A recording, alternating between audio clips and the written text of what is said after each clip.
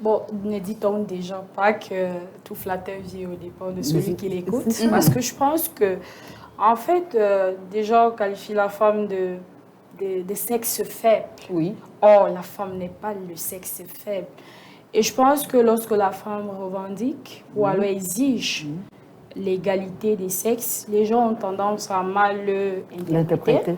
Parce que moi, je pense qu'en tant que femme, je parle de moi, personnellement en tant que femme, je ne voudrais pas qu'on me fragilise. Oui. Si on me donne un travail qui est à hauteur de mes capacités, que je le fasse. À hauteur de... Si j'ai fait des études avec un homme ou des hommes, c'est-à-dire qu'on ne dise pas que c'est parce que c'est une femme. Et que... Parce qu'en fait, c'est ça qui nous met dans une case.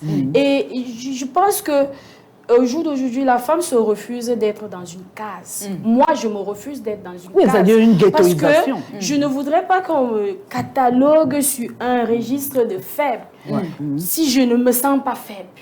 Je voudrais dire je suis faible, mais si je ne me sens pas faible, il ne faut pas qu'on me catalogue dans un registre de faible. Ou de quelqu'un qu'on veut aider. Ou bien quelqu'un qu'on veut aider. Ou que mon cerveau ne va pas à l'encontre de ce qu'on me dit de faire. Ou alors qu'on propose. Donc, bon, je veux comprendre, parce que les femmes sur ce plateau, j'ai comme l'impression que vous refusez vraiment les promesses. Vous refusez parce que... Non, on ne refuse pas les promesses.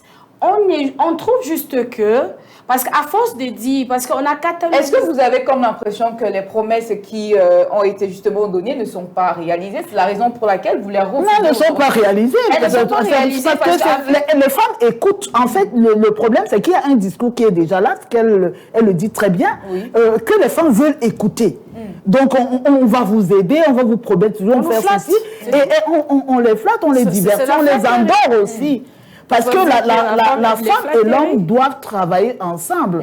Donc, il n'y a pas une promesse qu'on va faire aux femmes, il ne faut pas faire aux hommes. Pourquoi spécialement les promesses faites aux femmes? On vous a suivi alors. Donc, on ne voit rien. Votre regard... Il n'y a pas de femme générale, il n'y a rien.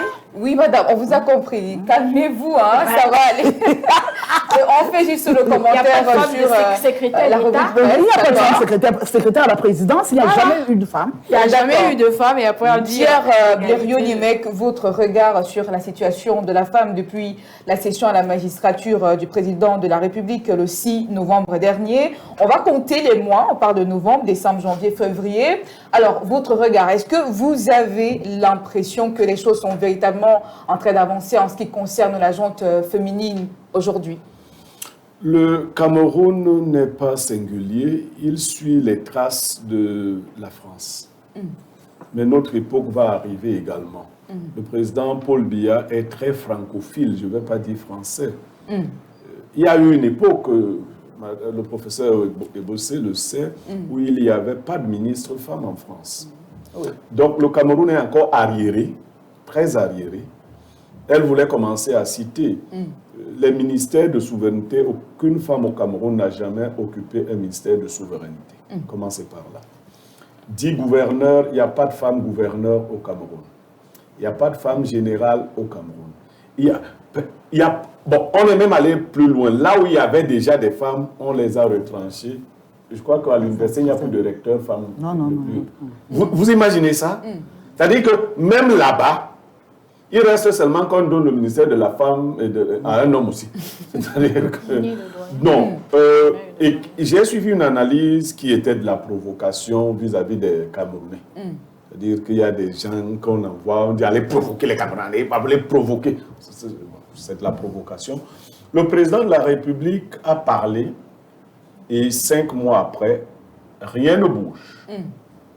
Il a dit que c'était le mandat des femmes et des jeunes.